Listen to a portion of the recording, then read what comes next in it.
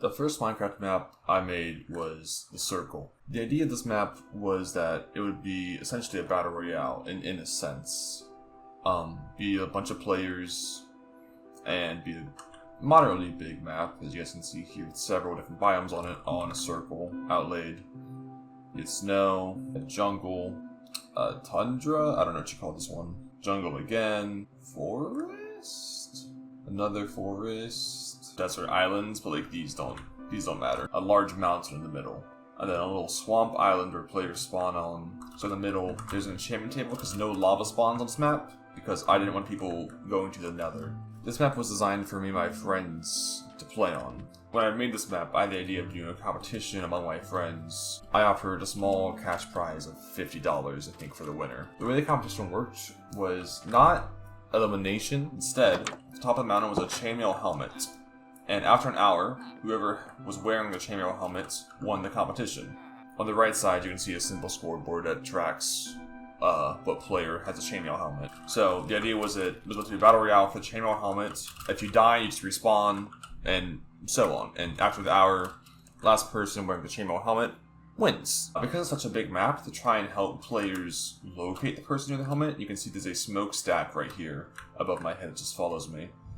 If I go lower, you'll see that disappears, but you'll see this heart blob appear instead. Now, this wasn't a perfect system, mainly due to the many trees that actually block the sideline and just the particle distance. You can see you can't actually see them that far away, really. To try and also make holding the helmet harder while you have it in your inventory or wearing it on your head, you get slowness too. I wanted the game to be a constant fight between players. I wanted to try and make it so people couldn't camp or anything. Hey, I wonder why they added you to Minecraft.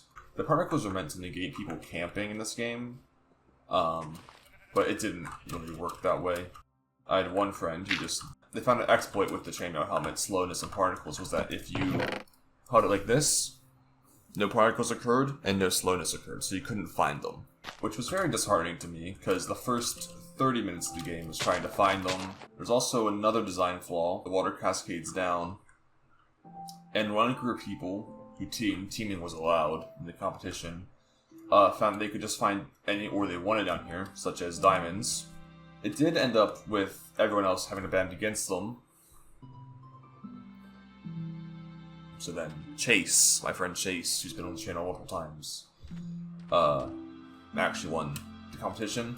I'm not sure I ever paid him the $50 for winning, so Chase, if you want the money, let me know. This was the first map I've made in Minecraft. I'm not the most proud of this map. It's pretty bland. Most of this was just done in the broad paint. I mean, this map's generic and doesn't really do its intended purpose well. I would consider this one a failure, personally. It wasn't very fun when you played on it, in my opinion. It didn't work as intended. Anyway. The second map I made was a very simple Race for the Wool map.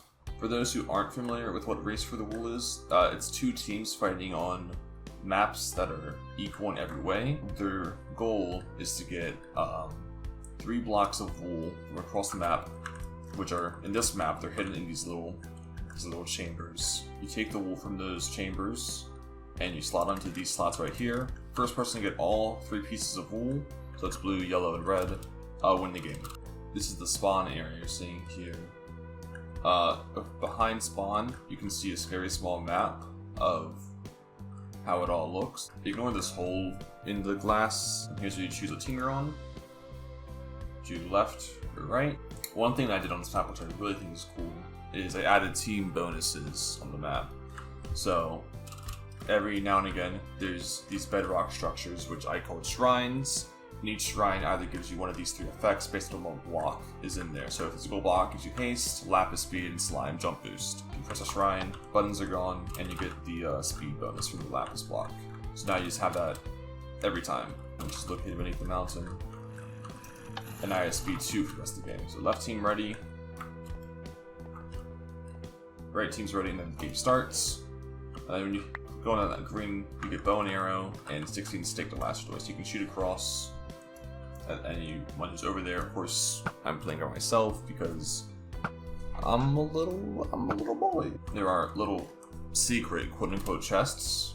The idea is, of course, that, you know, you can see the other side, so you know there's a chest there, because it's perfectly even. These are the same exact map, just flipped. These are all fake spawners, actually. Mob spawning is turned off, so the way this works is just running a command to test if is this block active, and then these guys all spawn.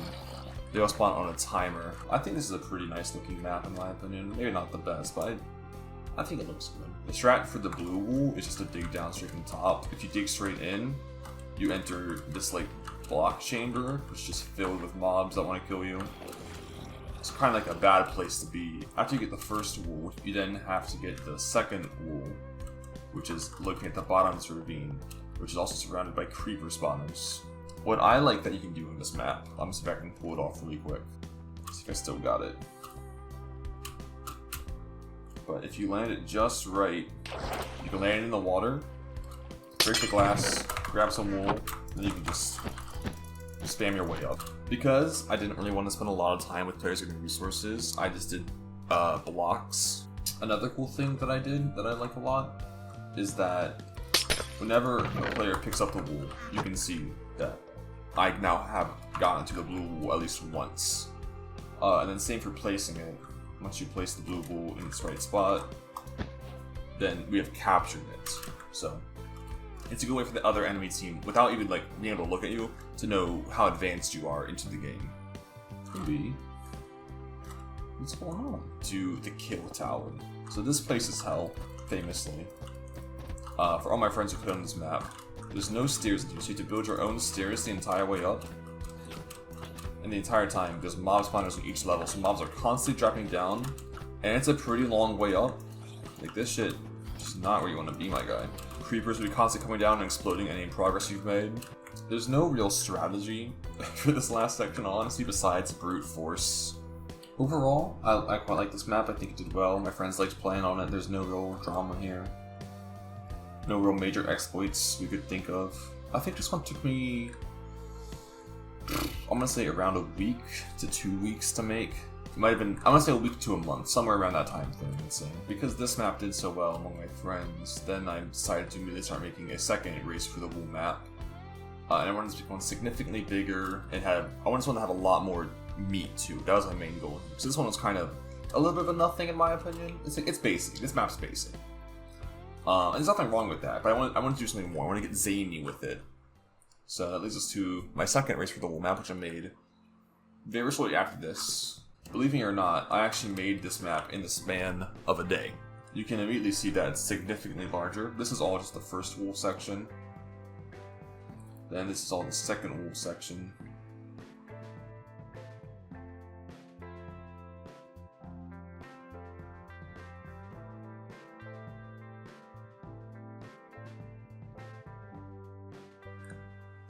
And then up here at the very top of these clouds is the red wool. I think this map looks amazing in my opinion.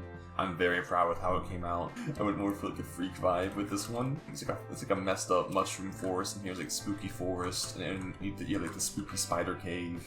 At spawn, I had the same kind of map thing as before. The last one shows you the basic layout. So the blue wool is in the spider caves, the yellow wool is in the minefield, and then the red wool is in the clouds.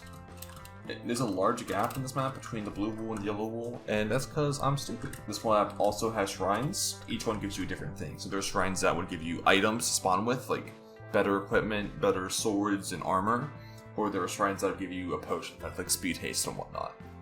The way I designed it was you mainly just want to run through the forest. There's some hidden loot all over these maps. I'm not really going over each hidden loot because it's not that important. It's just some basic items that'll help you out, like armor, potions, just stuff like that. To try and really prevent players from crossing paths, if you go towards the middle of the map, you get sent down until you die. The best way that I found to do this, actually, and this is designed intentionally, is that it's like a little mini parkour course to get to the spiders. So you can just run down like this. Shit, if I was good at parkour, you know, I have a whole video about this. I should be better by now. Because this whole area was built, oh jeez, as a natural built, oh jeez. This whole area was built to be like a naturally occurring parkour course, essentially. This one's a doozy. I'm a little rusty.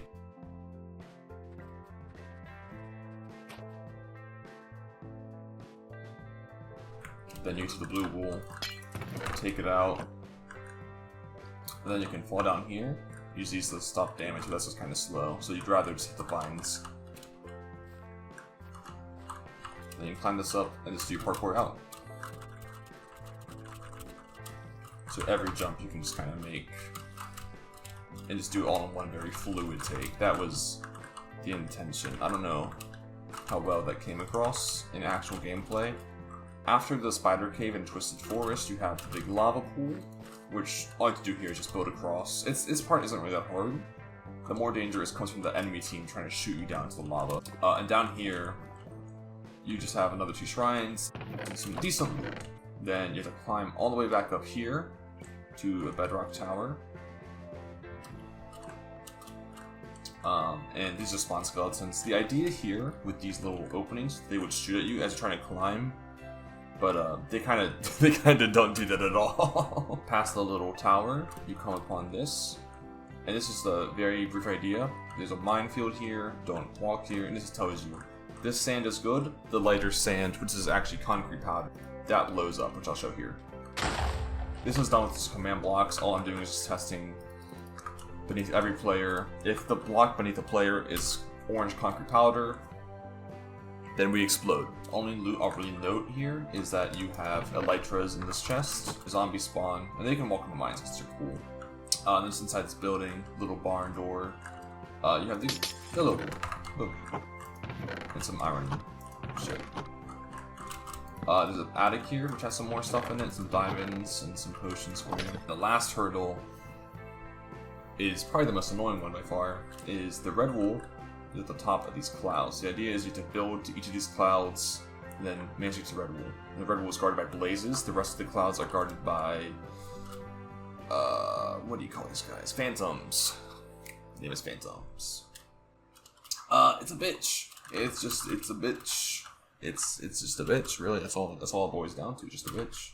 My main idea for this section was that you could build up over here until you're about on par with there, and then have your electric glide down to make it easier to connect to one of the clouds over here, and just make it a shorter distance.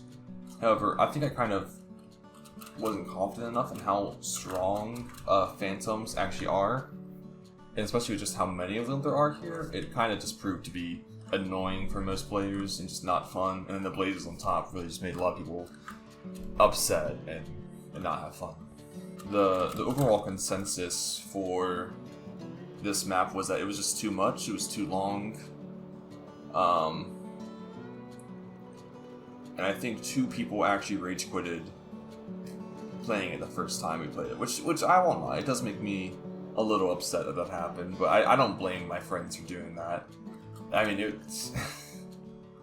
it's an annoying map, I get it, you know, but it's something that I was just very proud of at the time, and it was like the first thing I think that my friends were just like, I hate this, I don't want to play this, and it was kind of me just coming to terms with the fact that, like, you know, I wasted my effort in a sense making this is how it feels, and that I could have done better, I guess. This video has been in the works for a good while now, and I've been thinking about how I wanted to approach it in many different ways. And it's a video I wanted to make for at least a year or 2. Because I am, at a minimum, proud of some things in these maps, and I feel it's sad that I never uploaded them or shared them to anyone, because I do think there's some good parts here that I think are just really cool, in my opinion. My original ideas, until I started doing this right now, was that I wanted them to be highly edited, like using replay mod and using like mods that like host fake players so I could like set up scenes and stuff.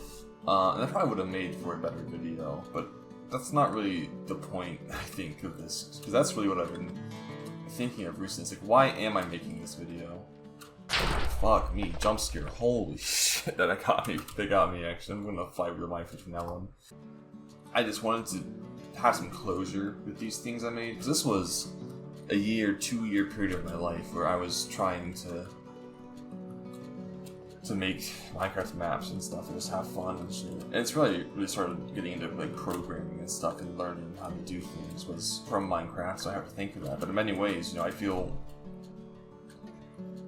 like I wasted myself here, and my time and my effort, because these were not like easy things to do in a sense. But some of the maps, especially the one we're about to get to, they took months to make and a lot of time to spend working, and just for to have them fail and just to have me so disappointed in them, it's still, I guess I'm still not fully over that. I think I still do like this map. It does have its flaws and it's not perfect, and I wish I'd taken more care instead of just getting so lost in how big I can make things to make a better experience rather than just a big experience. I think I just made it too big and just too much and just too hard, and it just really just wore people down. People were tired by the end of it instead of like having fun, and that's just not a good sign, I think, when trying to make an experience. The last map is probably what I would call my first failure in Minecraft map making. This one is probably my biggest. So this is a map of the entire world that I made. This was taking around 2 months, I want to say. 2 to 3 months sounds right. And every single thing here, it's kind of hard to see if I'm going close. But these are all important locations that had loot. 3 islands. I forget what I called each one. Here's you can select your team. Here's the credits room. This is supposed to be me, but that's not my skin. That's, I think, someone else's. I made most of this map. My friend Chase, he helped with a little bit of building. My friend Austin, he also helped with a little bit of building and some ideas. The point of this map was to mine as much emeralds as possible. On the right side, there's an emerald count, and all around is emeralds to mine to get points. Emeralds equate points. And whenever you kill a player, you get half of their emeralds and they keep the other half. And also to help you get camping out area. I'm sure you'll see it in the text every now and again. You can see the player with the most points coordinates, like where they physically are. You can just go to those coordinates. So let's continue, start the game. So then you can have your teleporter.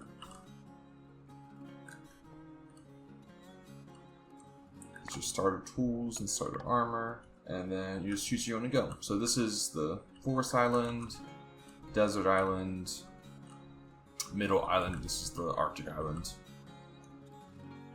This is your Arctic. This doesn't seem to work anymore. That's okay. Oh, it does work. It's very laggy. God dang. So that's the base game, but this world has a lot put into it. Every island is very unique. Every location I try to make very different, very unique. There's a lot of unique items I place that have advantages. Essentially, each one being held by a little mini dungeon that you have to essentially fight through to get. There's a bunch of villagers just everywhere. If you get close to a villager like this, they talk to you. Every villager can talk to you. I would say there's probably over 100 villagers or close to 100 villagers scattered across the map. Once again, all with unique dialogue, names. A good portion of them also have unique trading you can do. Nether quartz was the main currency in this world. And you can get the emerald ores so you can mine them and get points. You only get points if you mine the emerald ores. That was just a limitation. Because this map has so much to it, I'm not going to show everything. It's a very large map with a lot to it, so I'm just gonna try and show you what I think is some of the cooler things that I made for this. To try and give you guys a better understanding of what I mean by dungeon and unique items, here's a good example. So we're next to the Arctic village spawn. There's some unique enemies here, snow zombies, covered in snow. All with some unique loot in every single chest. Here he is, the Ice King, the boss of the area. And kill him. He gives you the mob grinder, and it just insta-kills most mobs. So that's one example of unique item. I'm going to show you a bunch of examples, the really cool ones, but let's just give you an idea. These places like these are scattered just all across the map. Every marked location on the map earlier is a dungeon with unique items you can get. This map is probably one of the harder ones for me to talk about because it failed so miserably in its final execution. And I put a lot of effort into making this, designing this, programming this, and the fact that it was just terrible. It just did not come together in the way I planned at all. Makes me very sad. Still, I think that this just did not work out, because I love this map. I can't say I don't love it. It has so much effort put into it everywhere. You can see here in this chest there's a book. I wrote probably around 40 books for world lore. I put lore in this world for some reason, even though it's meant to be a competitive Minecraft thing with my friends. You can see that they're still constructing this area. They haven't finished building it yet. And you don't really need this. It's like, I'm not going to be going over the lore or anything really. It's just not important, I feel like. I found this villager statue design online and I thought it was cool. And this chicken coop in the forest village, if you just go down, it's like an evil chicken.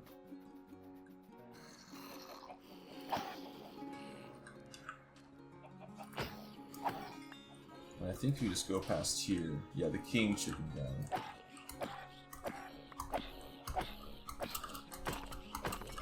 You take his feather, you get a large feather. Just gives you slow fall. Pretty simple stuff. The main issue with this world was it lacks a lot of cohesion, because we're trying to be a competitive world. There are a lot of moments where you weren't really encouraged to compete with the player, instead of explore, not really do the prime directive. And also, if one player got the items, which some were significantly powerful, there was some armor that gave you a lot of damage resistance and stuff like that, then that player just became an unstoppable force that no one else could do anything against. We never even actually played this one. I only did a test run with like 3 of my friends, and I immediately realized this just would not work.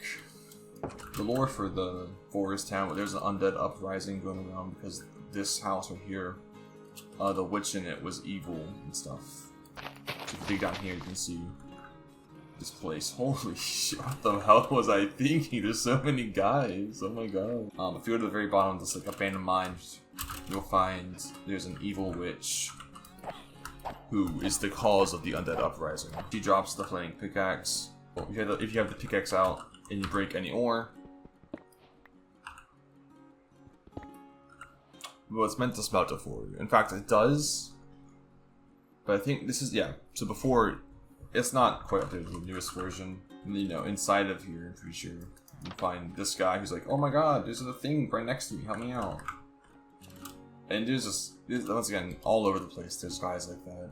And there's just no point to anything. What's up, Samuel? This is a fun little Easter egg I put in, is the God Cod. This is just an immortal fish that you can't kill. I had a lot of fun building the sets on this one, kind of. At some point it did get annoying, but ultimately I still do like it. Here's a JoJo reference. Now, I never watched JoJo, so I have my friends help with this one. And in here is Dio. You kill him, he drops pocket watch. And this is cool, I like this a lot. If you hold it out, let's see if I can get a guy moving. It makes all entities nearby freeze. And this works on players as well. It gives all players as well. They can't break blocks if you're affected by this and you're not holding it. I can't deal damage, as you can see right now. That's a submerged village. A pillager outpost. This place is also hell. I put way too many mobs in here, all around. There's a lot of loot in here. I don't think any of it's too worthwhile mentioning. I wanted the lore of it is that the pillagers came back and we're starting to fight. Yeah, the place can expand, but like nothing major's happened yet. At the bottom of this place, I like this encounter a lot. This is fun. If you take these runner's boots in this chest, then it releases that there's a freak in here. You gotta run from the freak. And it's like, whoa, mama! You have this big aqueduct from up top that leads into the small village called Oasis. My friend Chase made this village. And he had this large mesa biome behind them, which I think looks pretty cool with some villager faces on it. If you go up to this aqueduct, there's this little river here, which doesn't mean much. But right here, the Water Hermit, this is the end of a fetch quest. So this guy wants a steak from Stan. It tells you to go to Arctic Village to get the steak, and then it's just a whole line to get to the fetch quest to get the slapstick, which is a stick with knockback on it. So nothing too crazy there. This guy's, the little Rio de Janeiro villager statue of Jesus, villager Jesus. And if you wait here long enough, then he blinks like that. And I think that's cute. And you see at the bottom there, my watch is now recharged, so I can use it again to freeze entities. So right here we have another little dungeon. You enter through the mouth through water. Then you drop down. I need to fight a billion silverfish because I just loved mob spam. I thought it was like the greatest shit if you had mob spam. Like, I don't know what I was thinking. And you get this bow. Which, I don't remember what the bow did. I got no clue what that bow does. And then in the mesa, we actually have a second village you can come into. I don't know, a bunch of just different trade deals. I don't think there's a point highlighting what everyone's saying and trading because there's just so much. And just so many books. It's just not worth it. These guys worship the water. That was their vibe. Here is a great serpent like skeleton that people were excavating. It's like old ruins. If you follow these bones, they go for a while. If you follow them, it leads you to the heart of the serpent, which is a unique item that gives you regen. Here's a pyramid. So many enemies. I don't know what I was thinking with that, really. Goodbye. He gives you a fugue stick. This one, anything you hit with the stick, it applies a random status effect. Could be bad, it could be good. I think it's like weakness, wither, poison, strength. Maybe they're all bad. I don't remember, but it's just a random status effect that can happen to you. Here's like a jail, Poseidon's temple. I think there's an Elder Guardian there. And then back to the Arctic zone. There's this ancient temple up here, kind of like cool, I guess. You kill this guy, Master Jin, and nothing happens because it's actually in here. And those are just pants that have thorns on them. So this right here is like a secret laboratory in the Arctic. You break in through here. That's not where you break in. You break in through here. Sorry. It's like an elevator, doesn't work anymore. All the lights are flickering.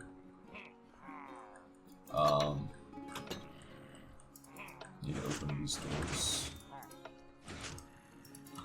That opens these 3 secret doors. And then here you have a little chamber and shit, that doesn't matter.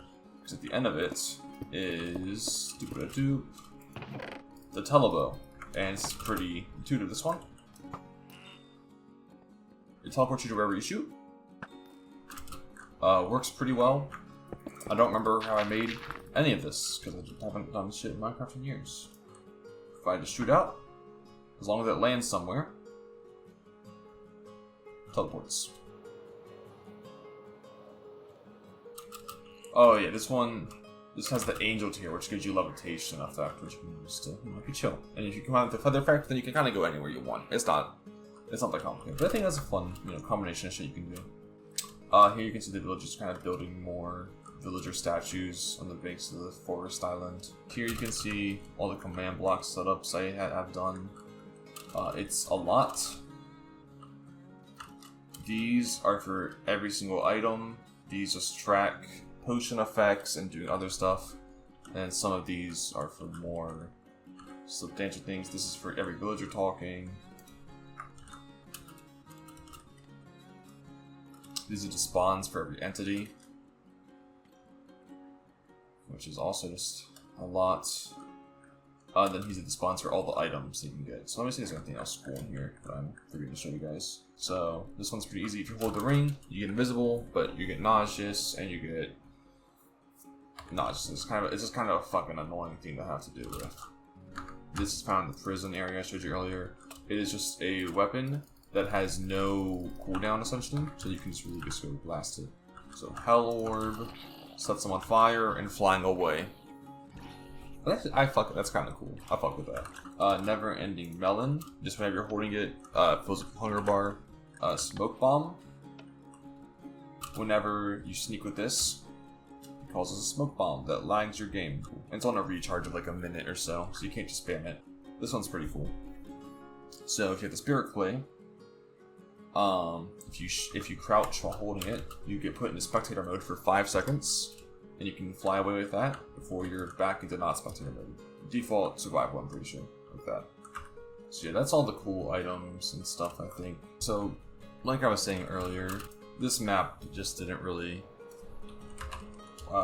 work at all. It was just too much. There's just no conjunction to any of its elements, and there's no real point to doing it all, because the emeralds, that just feels very tacked on to this whole thing. It's cool that it exists, and there's so much here, but there's no point to doing anything, because there's no real goal in it. And it is just very disheartening. So I still remember the exact moment during the playtest where I was like, this is just not gonna work. There's nothing here that's fun. The items are cool, and the dungeons are cool, but this isn't about the items or the dungeons. I really just failed on this one. And I realized it's like Minecraft, you know, who cares? But I put a lot of effort into making this good, and I failed fundamentally, I think. It has all this effort into it, all this coding, and it's not fun. It's a finished product that is just not fun because I wasn't thinking while making it, and I failed just to consider what would make it fun and what would make it good. I've been thinking about like why I wanted to make this video for a while. In my earlier drafts, because I have written scripts for this, I'm not going off a script right now, that I think should be obvious. I'm kind of just freeballing it. But in my scripts, I kind of made it very woe is me. Like, oh, my friends don't have a Minecraft map. And I think I was kind of playing that up for pity points. I don't necessarily think intentionally, but I think rereading the scripts later on, that's how it very much came across. And I don't really think there's a way for me to talk about this without getting to my emotions, and how putting so much time into things that are bad kind of stuck with me. I don't know. Because I don't think I could do this again, in a sense. I have a hard time committing to projects nowadays, and I think a large part of that stems from these maps where I spent so much time developing and making, creating, and they're just bad. But you can tell that there's effort, but it doesn't make them good. And it's hard for me, I think, to rationalize that in some way. In those earlier drafts of the video, back when, once again, this was going to be a lot more stylized than just me shooting the wind. A lot of emphasis, I think, was being put on the maps and how I was trying to show everything off, but I don't really know if I want to show everything off. Because a lot of it, I feel like, doesn't really matter. Like, you get the point of it, hopefully. You see, at least partially, you see the vision, you see some of the cool things that I made. And I think fundamentally why I'm making this video is that even though the end products are not good for a lot of these maps, there are still cool things here. Things in here that I can be proud of. Even if I am not proud of most of this.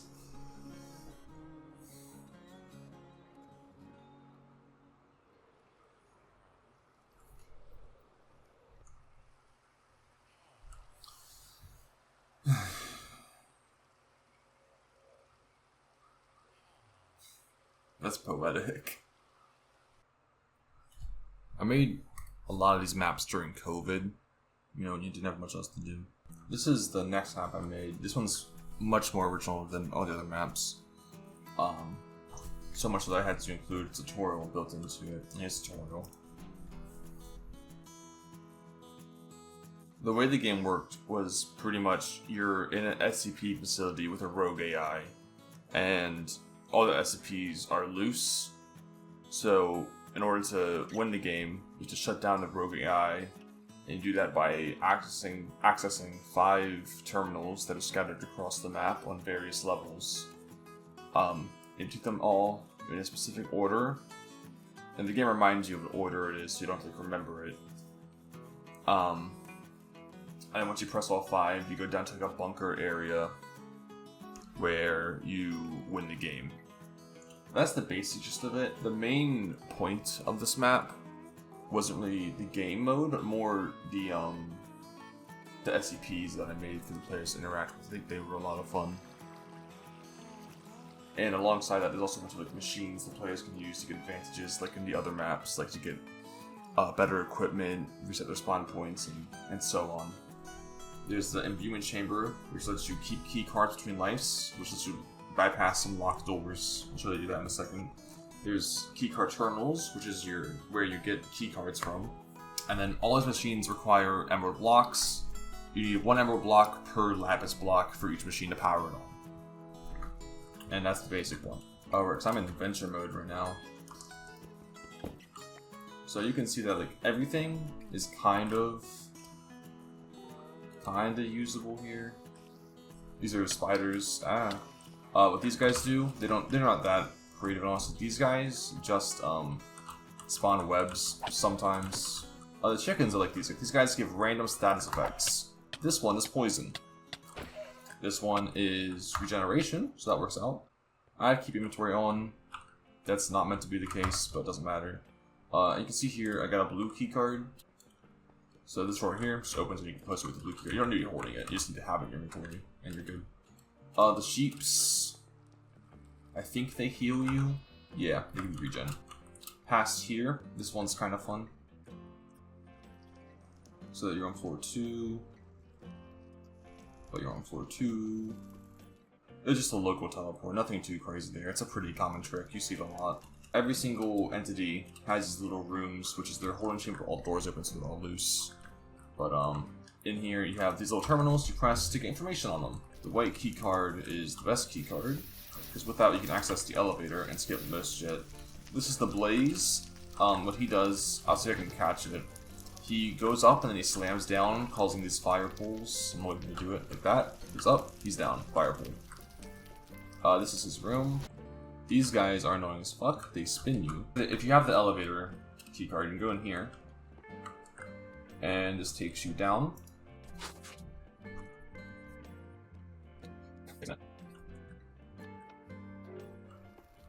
And now you're on the 5th floor, I believe. So just a quick way between the 1st and 5th floor. This guy's fucked up.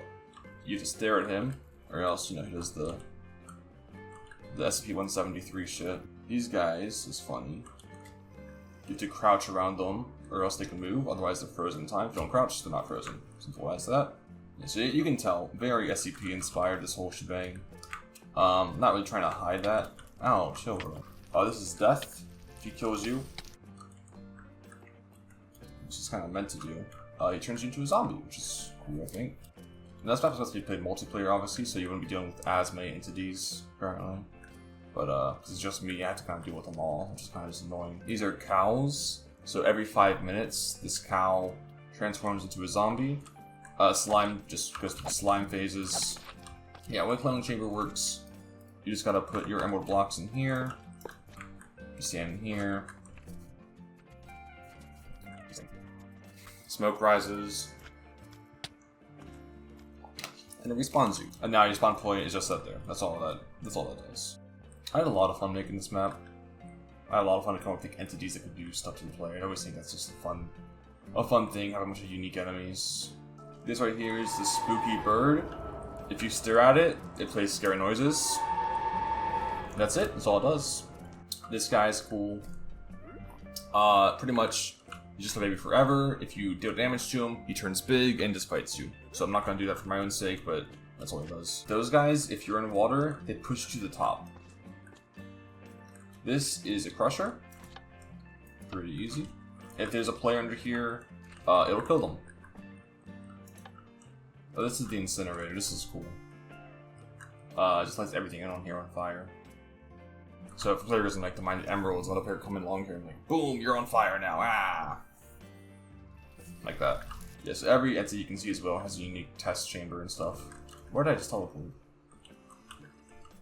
That one shouldn't happen. I don't know. Oh hey, Panda Bear. The Panda Bear teleported me. That's why I teleported. That's what he does. He's a freak. This guy emits the little Vexen. I'm not gonna deal with this. He emits Vexen constantly. That's his whole vibe. He can die. Fuck, he's fast. And silverfish sometimes spawn more silverfish, so it's kind of like a constant. This is the main one right here. And he spawns the little guys like that. This right here is a fun one. So you can see here, you have the whole room all around it. Just a little box, essentially, in the middle of a containment chamber. And then you get to here. There's a little relative TP. And now you're somewhere else. That's something. I don't really feel like finishing this map by myself, honestly. But it has some sort of cool little entities like that, which I think is neat. But most of my friends who play this map with me were just kind of confused about what to do, which is fair, 'cause it's a lot of new stuff I'm trying. Also, it's pretty laggy just because of the amount of entities and particles that's constantly happening. So when you meet the polar bear, he takes this little area, he talks to you, which I think is fun. He's like, "Hey, how you do, bud? What's up?" And he's just another guy that's going around, and there's just lots of stuff like this, which I think is just it's just fun. I think it's just fun. And at the end of every interaction with the polar bear, he gives you some loot. I think he gives you diamond or iron stuff. I forget. I'm still really proud of this map too, although it is very confusing, definitely, with everything going on. This one I think probably took me another 2 months to make, more or less. And I started making this pretty soon after not Race for the Wool. After the Villagers, I think. I might have the timeline wrong. I don't know. It's been a few years, so my memory's not the best. This is also the last map I really put a lot of effort into, I think. The other ones, I made it like one more which I'll briefly cover. But it's more similar to the Race for the Circle map, my first map, than anything else. I still do think about these sometimes, and I've wanted to make this video for a while now, for at least a year now. And I've been thinking about how to go about it, and I haven't really thought of a good way. I don't really think this is the best way to go about it, but I think this is probably the best I can do way I can go about it. I mean, these are the first like creative pursuits I think I've had in a long while, just making these in high school. And it does sadden me that these maps aren't good, I think, because of how much effort I put into something. I mean, you put a lot of effort in something and it's bad, and you know it's bad. It sucks. Like, I don't know. It sucks. So this is just a very basic Hunger Games map I made for my friend Gabe. I think he asked me to make this, if I'm not mistaken. And it's not too much going on here. Road painter for the most part, and then the main thing was that there's these chests that spawn that have random amounts of loot in them. They use a loot table, which is just something built into Minecraft. Nothing too fancy there either. Because you guys all know what a Hunger Games map is. That's just what this is. You have the cornucopia. So every time you start the game, it randomizes the chests. So that way you can just keep playing the same game over and over. I don't think there's block breaking. I think it's adventure mode. I do like to start up, so I'll show you this one. This one probably took me around a month to make as well, but that was mostly just from the scripting side of things. A little bit just tedious to get through all that with the size of the map I very wanted. But I mean, people like this map. It's a basic Hunger Games map. There's nothing really to say here, I don't think. I will show you the intro once because I think it's cool, but that's it. I think it supports 12 players, if I'm not mistaken. And it just kind of has a slow levitation for you to the very top. And then it has a shrinking border, of course, once the game starts, which you saw there, where it's just the middle zone. I think there's cornucopia refill with better loot, but I could be wrong on that one.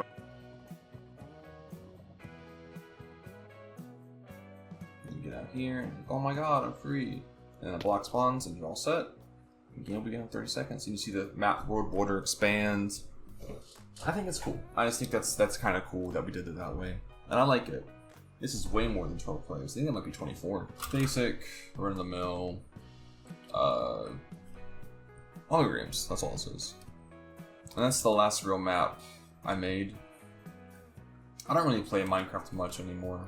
And I don't think it's entirely because of these maps that I made. And just, you know, spending so much time on things that weren't worth spending time on, in a sense. At least not to me, I don't think. I think parts of them I don't regret, but as a whole, I wish I'd done something else with my efforts. Something still creative and pursuit.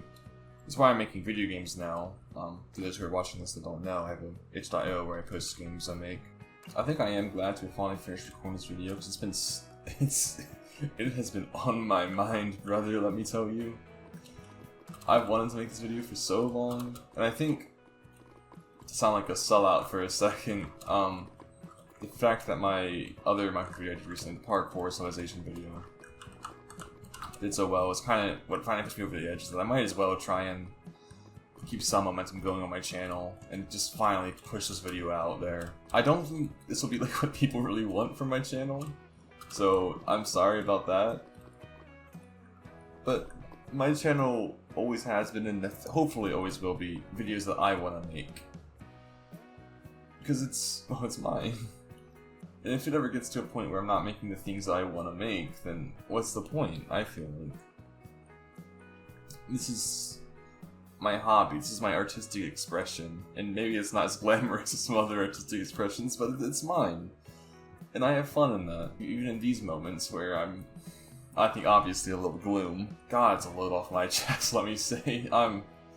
This has been weighing down on me for so long, just these maps. And I know that sounds stupid, but it's true, because I felt like I've wasted my time, and I think this kind of just helps alleviate that slightly.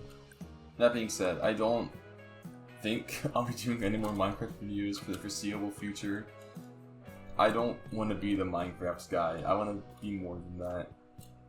So if you are one of the new subscribers watching this video, I implore you, please watch my other videos. Otherwise, I don't think you should be subscribed to me, because fundamentally, like, that's what I want to make.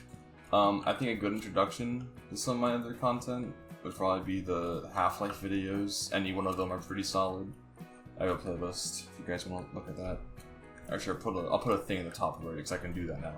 Otherwise, if like me just playing against my friends, shooting the shit, if that doesn't interest you, and I don't mean this to sound rude, but I mean, this channel is probably just not for you, quite frankly. Because they do mean a lot to me, all these maps, even though they're all not like the greatest. I put a lot of effort and time of my life into them. And it sucks, when the things you put time and effort into aren't good. So I'm sorry this video isn't as funny as my usual content, maybe not even as enjoyable as my usual content, but I hope it's I hope it's something.